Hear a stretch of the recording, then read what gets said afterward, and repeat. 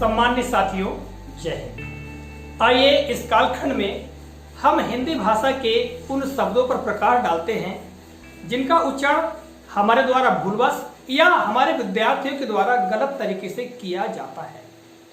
साथियों, यहाँ इस ग्रीन बोर्ड पर आप देख रहे हैं, मैंने ऐसे ही कुछ शब्दों को लिया है और इन शब्दों का जो गलत उच्चारण होने का कारण जो वर्ण है, अक्षर है, उनका गलत उच्चारण होना होता है। तो आइए इन पर प्रकाश डालते हैं। और साथियों देखिएगा, इन शब्दों के अलावा जो कुछ शब्द मैंने यहाँ लिखे हैं, वर्ण लिखे हैं, इसके अलावा और भी बहुत सारे शब्द या वर्ण हो सकते हैं जिसका कि हमारे विद्यार्थीगण या हम लोग गलत तरीके से उच्चारित करते हो, किंतु प्रमुख रूप से जिन शब्दों में प्रायः गलती होती ही है उन पर हम यहाँ प्रकाश डालने का प्रयास करते हैं। तो देखिएगा, हिंदी शब्दों के उच्चारण में हम कहाँ कहाँ गलतियां करते हैं।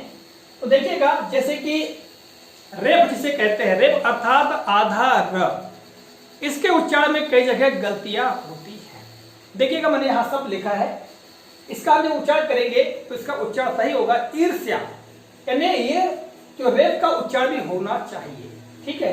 परंतु इसको शीघ्रता के साथ में हमारे विद्यार्थी ईर्ष्या करके इसका उच्चारण कर देते हैं, जबकि यह उच्चारण गलत है। कई बार हमको र का उच्चारण जिस वर्ण के बाद करना चाहिए वैसा उच्चारण भी हम नहीं करते हैं या हमारे विद्यार्थी नहीं करते हैं। जैसे एक उदाहरण मैंने यहाँ और लिया है, देखिएगा, एक शब्द है संकीर्ण, यानी सकरा, ठीक है, संकीर्ण शब्द। तो इसका उच्चारण कई बार लेखन में इस प्रकार कर देते हैं कि सरकीर्ण, है ना, और इसको हम संकीर्ण पढ़ते हैं, तो ये त्रुटि होती है। तो देखिएगा, प्रायः बहुत सारी जगह जो है वो रेप अर्थात आधा र का जो प्रयोग है, उसका जो उच्चारण है वो गलत तरीके से होता है। तो इसमें हमको ध्यान रखना पड़ेगा कि जो आधा र का जो उच्चारण है वो किसके बाद होना चाहिए। तो प्रायः देखिएगा, ये जो रेप अर्थात र के लिए आधे र की जो रेप लगी होती है, जिस वर्ण के ऊपर लगी होती है वो उसके पहले उसका उच्चारण होता है, ठीक है। जैसे यहाँ पर देखिएगा, यहाँ पर ण के ऊपर रेप लगी हुई है, तो ये र के पहले इसका उच्चारण होगा र का। संकीर्ण, देखो र का उच्चारण पहले हो रहा है। इसी प्रकार ईर्ष्या, है ना, ईर्ष्या।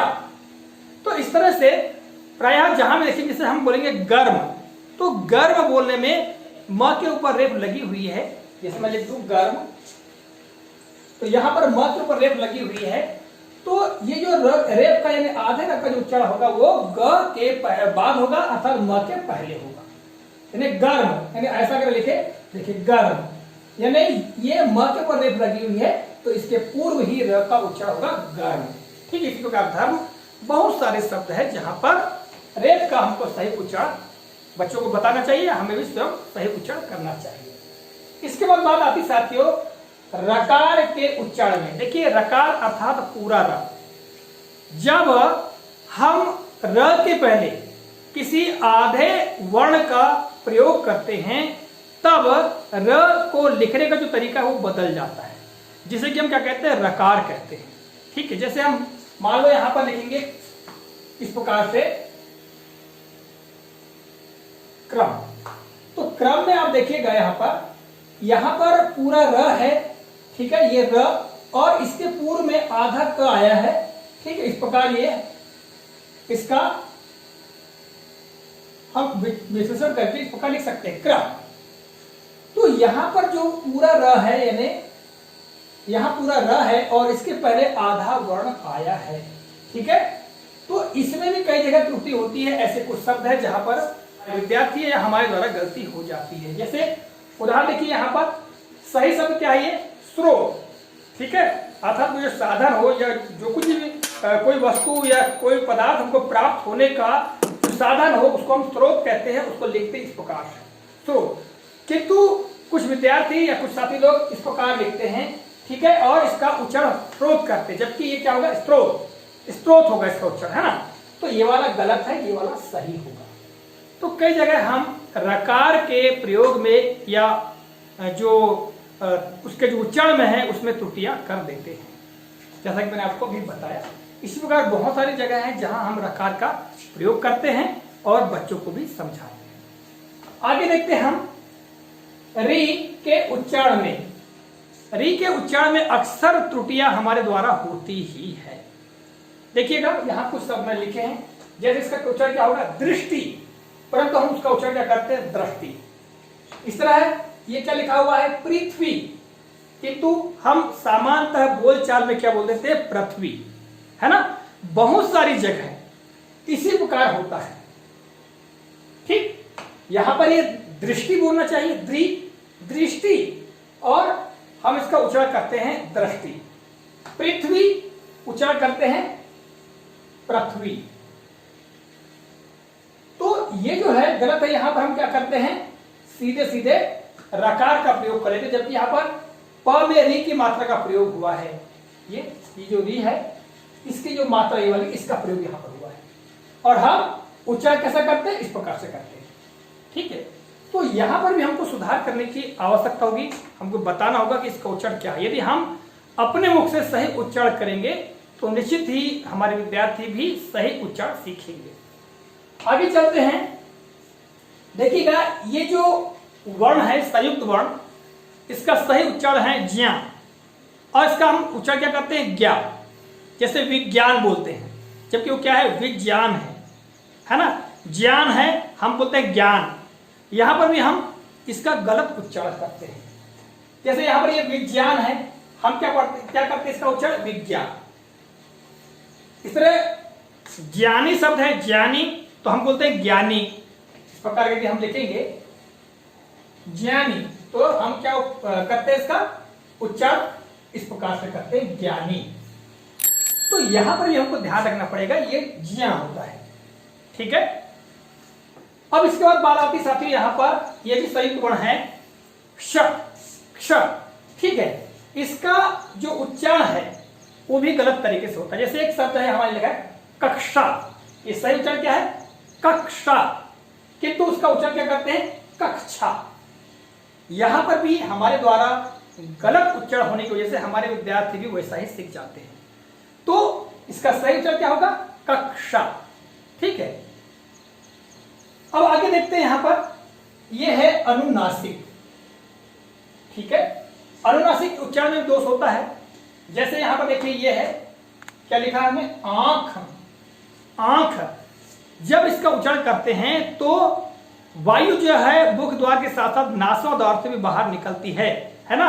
इसे आंख, जबकि हम क्या उच्चारण करते हैं, आंख, ठीक है, आंख बोल देते हैं, जबकि क्या है, आंख।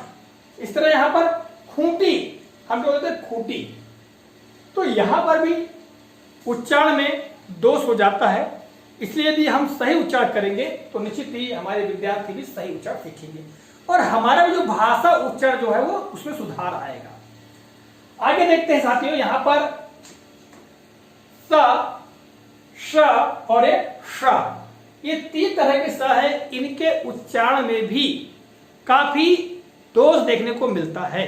यह बहुत सारे साथियों को इन तीनों तरह के जो यहां पर वर्ण है, ये जो ऊष्म व्यंजन है, इनमें अंतर नहीं पता होता है, इसलिए लगभग इनका एक ही समान उच्चारण कर देते हैं, या फिर इस तरह से हम विद्यार्थियों को बताते हैं कि सरोते वाला स है ना, सलजम वाला स और षटकोण वाला स, ऐसा बता देते हैं और बच्चे लेखन कार्य कर लेते हैं, किंतु इनका सही उच्चारण में भी थोड़ी सी परेशानी होती है और इसका सही उच्चारण नहीं कर पाते हैं। साथ ही जो सबसे पहले स्तर की हम बात करें तो ये दंतव्य है। ये वर्ण कौन सा है, दंतव्य है, अर्थात जिह्वा का अग्रभाग, जीभ का आगे का जो भाग है, जिह्वा जो नोक है, वो हमारे दांतों को जब स्पर्श करती है और जब उच्चारण होता है तब वो होता है ये वाला, है ना, ये इसका उच्चारण होता है, अर्थात स। आप देखिएगा, आपके जो मुख से जब आप बोलेंगे, इस वर्ण का उच्चारण करेंगे तो आपकी जो जिह्वा है वो आपके दांतों के पास आएगी और जो उच्चारण होगा तब इसका उच्चारण होगा। जैसे मैं आपको करके बताता हूं, स, श, ठीक है। अब इसमें एक बात ध्यान रखनी है कि जब हम स बोलते हैं तो इसके बाद अ की ध्वनि निकलती है, आखिरी में अ जाता है। जैसे हम कोई भी दूसरा वर्ण बोलते हैं, जैसे मां बोलेंगे, मां, तो हल्का सा म के बाद में अ की ध्वनि निकलती है। इसी प्रकार इसका उच्चारण करने के बाद में अ की ध्वनि निकलती है ना, स, ठीक। अब इसके बाद हम देखेंगे यहां पर अगला वाला जो स है, पहले आपको इन तीनों के बारे में बता देता हूं, इसके बाद इनसे बनने वाले शब्दों पर चर्चा करेंगे। इसका जो उच्चारण साथियों, तो ये है तालव्य, तालव्य मतलब जो जिह्वा है वो हमारी तालु को स्पर्श करती है और इस वर्ण का उच्चारण होता है, जैसे श श श। ठीक है, अर्थात तालु कहाँ है? मैंने किसी अन्य पीरियड में कालखंड में आपको मुखांगों के बारे में जानकारी दी थी और बताया था कि किस वर्ण का उच्चारण किस मुख के अवयव से होता है, किस मुख के अंग से होता है, किनके स्पर्श से होता है, इसके बारे में आपको जानकारी दी थी।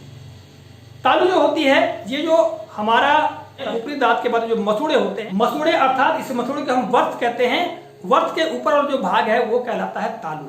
और जब हमारी जिह्वा जो है वो तालु को स्पर्श करती है और जो वायु है, वायु दोनों पार्श्व से यानी जिह्वा के दोनों तरफ से बाहर निकलती है और जो उच्चारण होता है वो इस वर्ण का उच्चारण होता है, जैसे श श श। ठीक है, आप देखेंगे तो हल्की सीटी की आवाज के समान आती है श, क्योंकि दोनों पार्श्वों से, दोनों साइड, पार्श्व का मतलब बाजू, तो दोनों बाजू से वायु बाहर निकलती है। ठीक है, तब इस वर्ण का उच्चारण होता है। हम आगे देखेंगे, इस वर्ण की बात करेंगे तो इस वर्ण में जो साथियों इसको हम कहते हैं मूर्धन्य।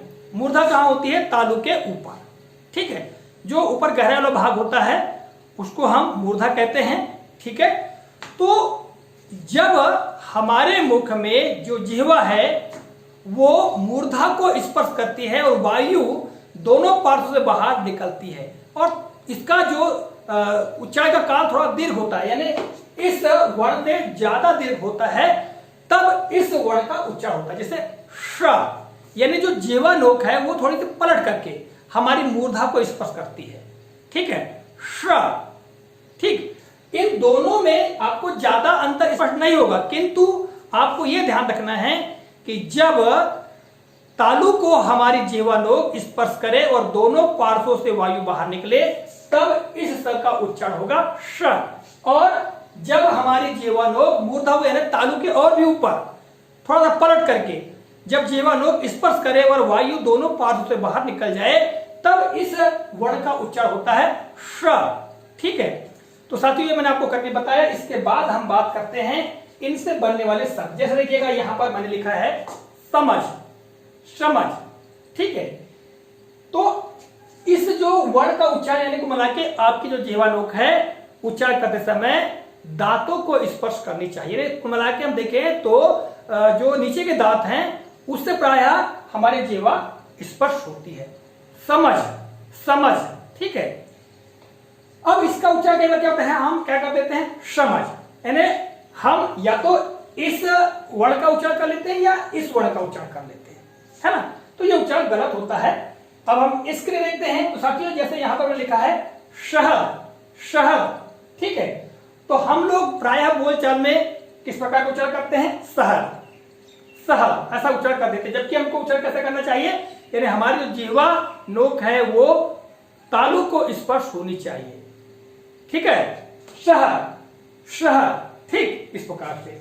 और साथियों इसके उच्चारण हम देखेंगे, यहां हमारे शब्द लिखा है वर्ष, वर्ष। तो यहां पर जब हम उच्चारण करेंगे तो आप देखेंगे कि जो जिह्वा नोक है वो थोड़ी पलट करके हमारी मूर्धा को स्पर्श करे और वायु दोनों पार्श्व से बाहर निकल जाए, तब इसका उच्चारण होगा वर्ष। ठीक है, आपको ऐसा लगेगा कि ये और इन दोनों में ज्यादा अंतर नहीं समझ में आएगा, किंतु जब आपकी जिह्वा स्पर्श करेगी मूर्धा को और जब उसका उच्चारण होगा, निकलेगा, या जो उसकी ध्वनि निकलेगी मुंह से, तब समझ में आएगा कि इन दोनों में क्या अंतर है। वर्ष, वर्ष। ठीक, इस प्रकार से हम उच्चारण कर सकते हैं। तो साथियों यहां पर आपने देखा कि मैंने कुछ महत्वपूर्ण वर्णों और उनसे बनने वाले जो शब्द हैं उनके उच्चारण में काफी विकृति, काफी दोष पैदा हो जाते हैं। तो इस कालखंड में मैंने आपको बताने का प्रयास किया कि हम किस तरह से इन विकारों के, इन दोषों को दूर कर सकते हैं और अपने उच्चारण में सुधार कर सकते हैं। आशा करता हूं आज के इस कालखंड में मैंने आपको जो भी जानकारी प्रदान की है यह आपको काफी उपयोगी और ज्ञानवर्धक लगी होगी। इसी के साथ इस कालखंड से विदा लेता हूं। अगले कालखंड में पुनः किसी नए प्रकरण को लेकर आपके समक्ष उपस्थित होऊंगा। तब तक के नमस्कार, जय हिंद, वंदे मातरम।